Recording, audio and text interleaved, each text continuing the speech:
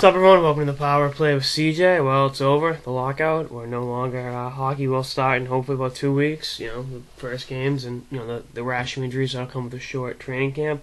But I'm not gonna harp on the negative. I mean, it was a disgrace that it dragged on this long. It was the most pointless work stoppage in the history of professional sports, for my money, and for I think a lot of people's opinions.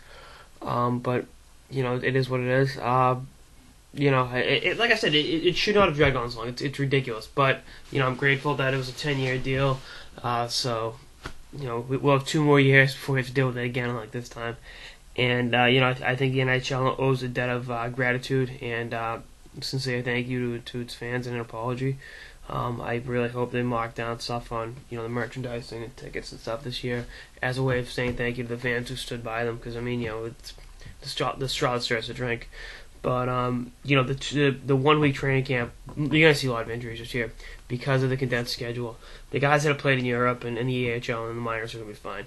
It's the guys this isn't a knock on the guys that skate every day, but playing in game situations versus doing drills every day is a huge difference. And, the guys that played in Europe will definitely be, or the guys that played, period, will definitely be in better shape, literally, and in terms of timing and everything. But, we'll see what happens. I mean, I heard Milan Lucic just put on a ton of weight, so I'm kind of concerned about that as a Bruins fan.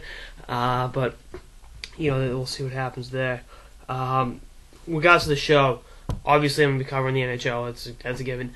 I'm still going to have the big focus on the NHL draft because I made a goal to have the best draft coverage inside of TSN. I plan on doing that. But the NHL won't get neglected. We'll still have I'll do weekly power rankings. Talk about transaction scores, the usual, like it always is. But I'm not abandoning the draft because that's gonna be my big thing. That's what's gonna be the moneymaker.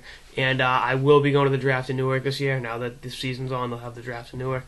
I'll be there. So anyone got prospects they want me to talk to or anything, let me know. I found that out last week. I'm pumped. But so we're back on.